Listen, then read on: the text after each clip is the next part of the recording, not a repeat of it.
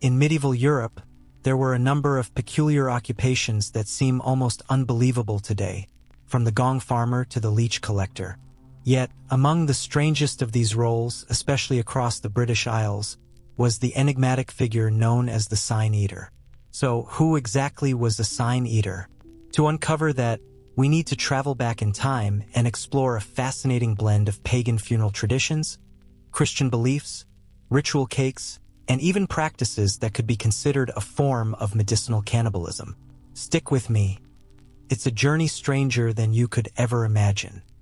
By the way, I'm curious, where are you watching from right now? And what time is it there as we step into the strange world of forgotten trades?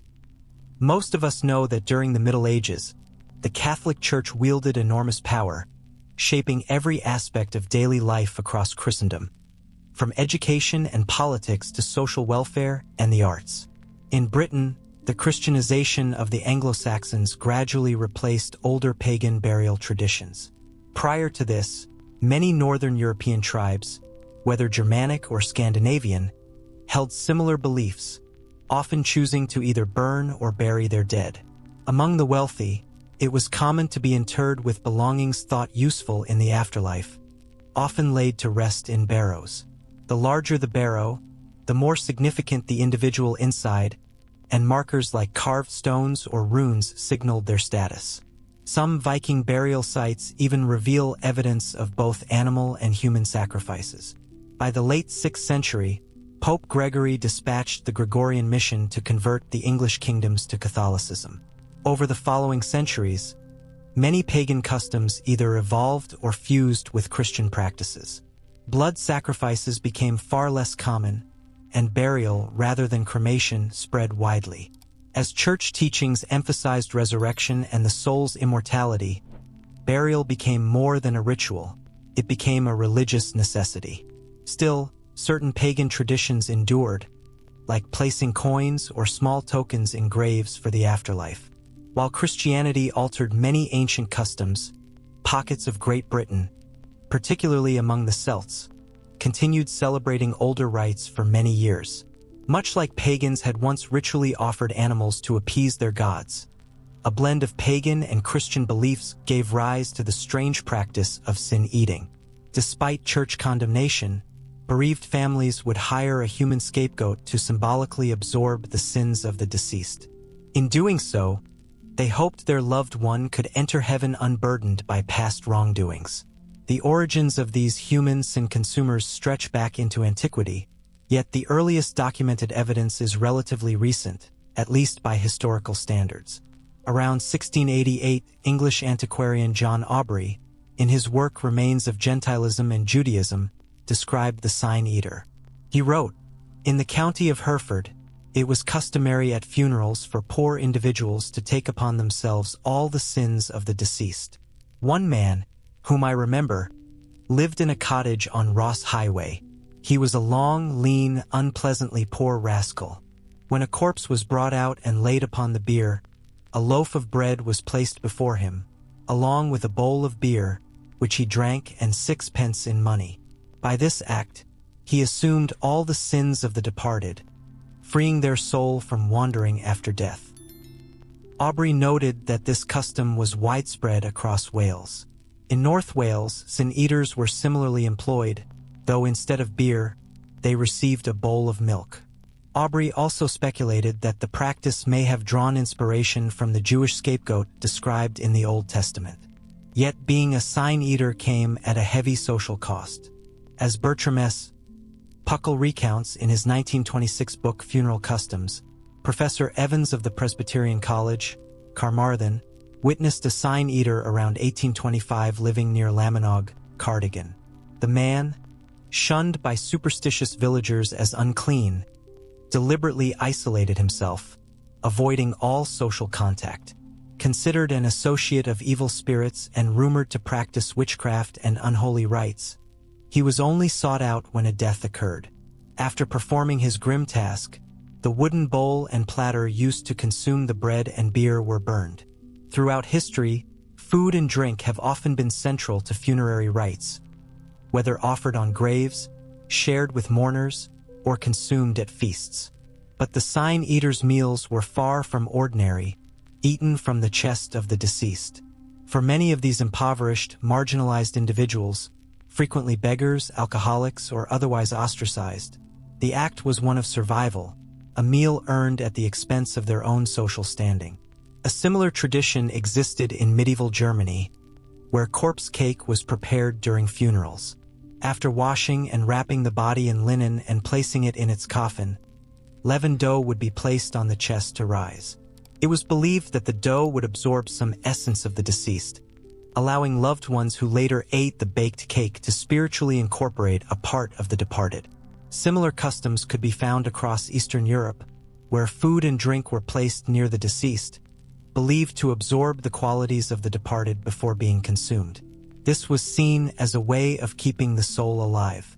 In northern England, mourners would sometimes pass pieces of funeral cake to one another over the body. This tradition traces back to Viking Age funerals.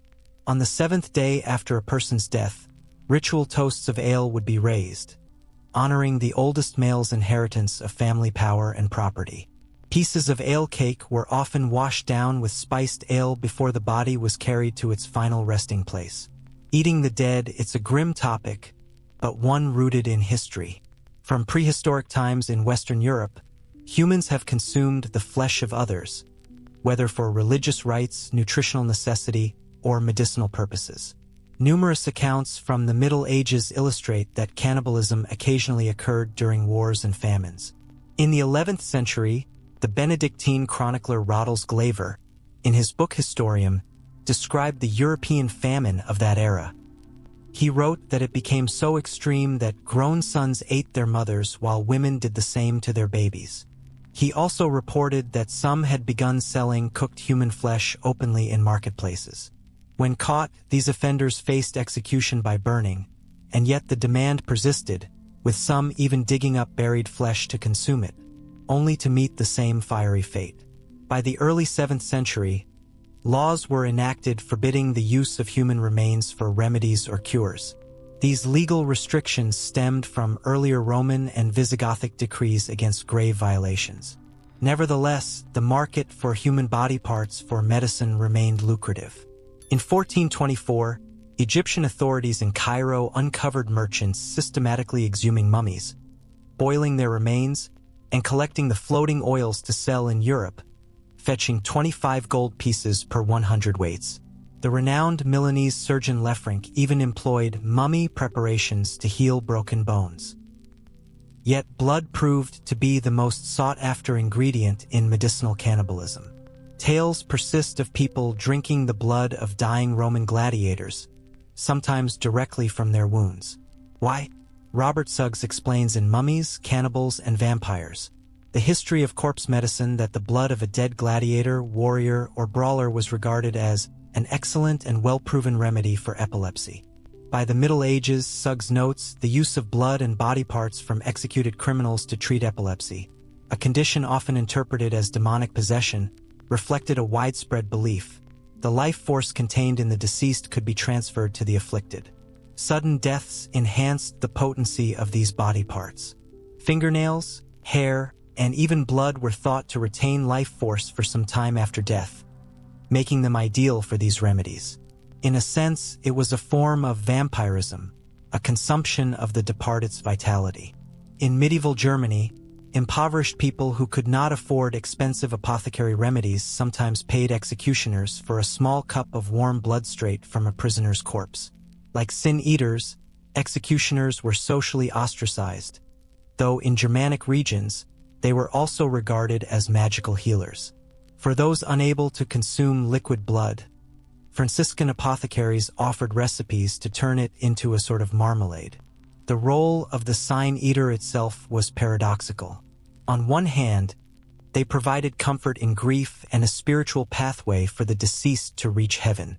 On the other, they were feared, shunned, and even reviled. Superstition ran rampant across medieval Europe, and for many parishioners, the Church often found it easier to ignore these older customs. With the rise of Protestantism during the Reformation, sin-eating gradually declined. Protestant teachings emphasized direct absolution from God, reducing the need for human intermediaries. Yet for centuries, sin-eaters represented the intersection of pagan and Christian ideas about death, sin, and salvation. They occupied a unique cultural space, embodying medieval attempts to achieve peace, atonement, and understanding of mortality. Medicinal cannibalism, a practice as shocking as it was fascinating, often focused on blood, believed to carry the very essence and vitality of the human body. Even today, whispers persist of celebrities accused of consuming the elixir of youth to preserve their own vitality, a modern echo of beliefs that once dominated centuries of thought. Leonardo da Vinci himself appeared captivated by the concept, noting that, in a dead thing, incarnate life remains, which, when reunited with the stomachs of the living, regains sensitive and intellectual life. It's a chilling reminder of how deeply humans have long sought to grasp life, death, and the power in between.